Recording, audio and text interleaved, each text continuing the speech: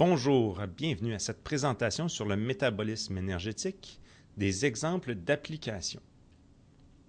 Au niveau des besoins énergétiques de la cellule, il existe deux principales réactions chimiques, soit la fermentation lactique qui, au bilan, utilise un glucose et produit deux acides lactiques ainsi que deux molécules d'ATP, et la respiration cellulaire qui, au bilan, utilise un glucose à l'aide de 6 molécules d'oxygène, produit 6 CO2, 6 molécules d'eau et 32 ATP. La fermentation lactique se déroule dans le cytoplasme, alors que la respiration cellulaire se déroule dans le cytoplasme pour la première étape, la glycolyse, et les autres étapes se produisent dans la mitochondrie. Ainsi, si la cellule utilise 100 molécules de glucose, dans le cas où il n'y a pas d'oxygène disponible pour effectuer la respiration cellulaire, nous avons la fermentation lactique qui se produit, ce qui nous donne 200 ATP lorsqu'on fait la conversion des 100 molécules de glucose.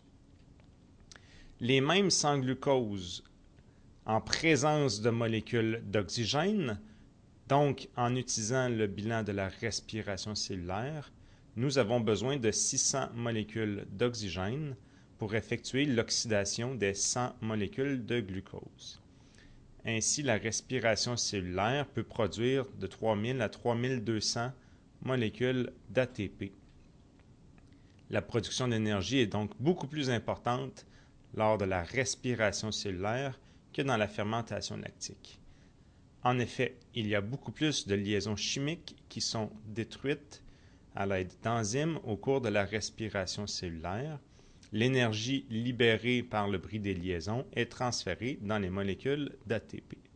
C'est pourquoi la respiration cellulaire est un processus beaucoup plus efficace, mais plus long, car il s'agit d'une réaction successive de plusieurs réactions chimiques. Si nous utilisons des mises en situation pour illustrer les besoins énergétiques de la cellule, prenons premièrement la cellule au repos. Supposons un besoin d'énergie de 200 molécules d'ATP et une quantité d'oxygène disponible dans la cellule de 60 molécules. Ainsi, si nous utilisons le bilan de la respiration cellulaire, nous avons besoin, dans cette situation, de seulement 10 glucoses avec les 60 molécules d'oxygène pour produire 320 molécules d'ATP, ce qui est amplement suffisant pour les besoins énergétiques d'une cellule au repos. Donc, les besoins sont entièrement comblés avec la respiration cellulaire. Prenons maintenant une autre mise en situation, soit une activité physique modérée. À ce moment-là, les besoins énergétiques de la cellule sont plus importants, soit environ 500 ATP dans cet exemple. Comme il s'agit d'une activité physique modérée, l'apport en oxygène fourni par la circulation sanguine est augmenté, probablement grâce à une fréquence cardiaque plus élevée au cours de l'activité physique. Ainsi, il y a, dans cette situation, 120 molécules d'oxygène disponibles. Si nous utilisons toujours le bilan de la respiration cellulaire, nous pouvons constater que 20 molécules de glucose sont nécessaires pour produire, avec l'oxygène disponible, 640 molécules d'ATP. Ainsi, les besoins de la cellule sont entièrement comblés avec la respiration cellulaire. Maintenant, si nous prenons, dans une mise en situation, une activité physique intense, supposons un besoin énergétique au niveau de la cellule de 1000 ATP et une quantité d'oxygène disponible de 150 molécules. Donc, on peut voir que dans une activité physique intense, il est possible d'augmenter encore un petit peu la quantité d'oxygène que l'on fournit à nos cellules grâce à la circulation sanguine. Dans cette situation, les 150 molécules d'oxygène disponibles constituent une limite pour la respiration cellulaire. Ainsi, un maximum de 25 glucoses peuvent être transformés pour produire 800 ATP. Nous constatons donc que les besoins énergétiques de la cellule ne sont pas comblés par la respiration cellulaire. Pour obtenir le 1000 ATP nécessaire pour l'activité physique, il faut combler ce manque avec la fermentation lactique. Ainsi, pour produire le 200 ATP manquant, il faut utiliser 100 molécules de glucose pour produire ainsi 200 acides lactiques et les 200 ATP manquants. Maintenant, dans une autre mise en situation, une activité physique intense mais brève. Donc, à la distinction d'une activité physique intense telle que la pratique d'un sport avec le vélo, la course, l'activité physique intense mais brève, donc qui ne dure que quelques instants. Exemple, l'haltérophilie, monter à la course les 5 étages pour se rendre au département de biologie. Donc, une activité qui ne dure peu de temps, ce qui fait que la circulation sanguine n'est pas augmentée. L'apport en oxygène n'est donc pas supplémentaire par rapport à une situation au repos. Dans le tableau, vous pouvez donc constater que dans une activité physique intense brève, la quantité d'oxygène disponible est limitée aux 60 mêmes molécules qu'au repos. Cependant, les besoins énergétiques de la cellule sont supérieurs, soit 500 ATP, pour effectuer l'activité physique intense. Ainsi, l'oxygène va constituer une limite pour la respiration cellulaire. Dans cette situation, les 60 molécules d'oxygène sont utilisées pour oxyder 10 glucose, ce qui produit 320 ATP.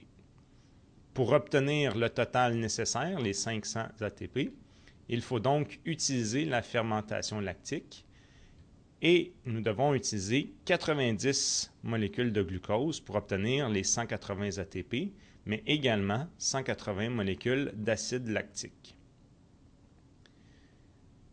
Ainsi, nous pouvons constater que selon l'activité physique produite par le corps, la quantité de glucose consommée n'est pas la même. Pour faire un récapitulatif des 4 situations présentées, lors de la situation au repos, nous avons vu qu'il y avait seulement 10 glucoses consommées pour obtenir l'énergie nécessaire et même plus. 20 molécules de glucose étaient nécessaires dans une activité physique modérée. Il y a donc une dépense plus importante. Dans l'activité physique intense, étant donné l'utilisation de la fermentation lactique, qui est un processus beaucoup moins efficace pour aller chercher l'énergie dans les liens chimiques du glucose, il faut consommer beaucoup plus de glucose pour obtenir la quantité d'énergie nécessaire dans la cellule. Et de la même façon, avec l'activité physique intense mais brève, beaucoup de glucose ont dû être consommés également. Si nous faisons la comparaison de la quantité de CO2 produit, en utilisant l'équation du bilan de la respiration cellulaire qui est présentée à l'écran, on peut constater que le rapport entre la quantité d'oxygène utilisée et la quantité de CO2 produit va toujours être égal selon l'équation. Ainsi, il y a eu 60 molécules de CO2 de produit au repos, 120 à l'activité physique modérée, 150 molécules de CO2 produit lors de l'activité physique intense et 60 CO2 produit lors d'une activité physique intense mais brève. Finalement, si nous regardons l'acide lactique produit au cours des différentes mises en situation abordées dans cette situation, au repos, il n'y avait pas d'acide lactique produit car la respiration cellulaire était suffisante pour subvenir aux besoins de la cellule. De même, lors d'une activité physique modérée, telle qu'une activité de longue haleine, donc l'exemple d'un marathon, nous devons utiliser, dans la mesure du possible, une activité physique modérée pour ne pas produire de l'acide lactique, pour ne pas qu'il s'accumule dans le corps et que nous utilisions le plein potentiel de la respiration cellulaire.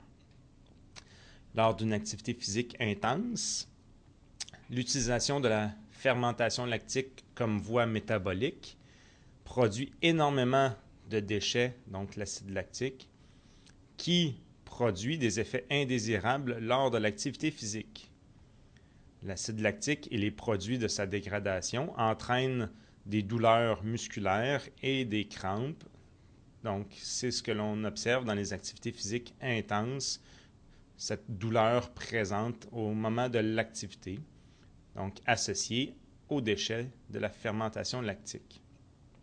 Même chose dans l'activité physique intense mais brève, beaucoup d'acides lactiques sont produits, ce qui fait qu'on ne peut pas continuer l'activité physique intense pendant une très longue période à cause de cette accumulation d'acide lactique, mais aussi de la très faible quantité d'ATP produit par la fermentation lactique.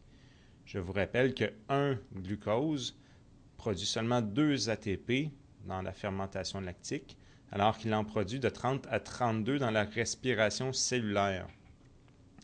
Ainsi, pour une même quantité de nutriments, de glucose, dans cette situation, la respiration cellulaire peut produire beaucoup plus d'énergie que la fermentation lactique.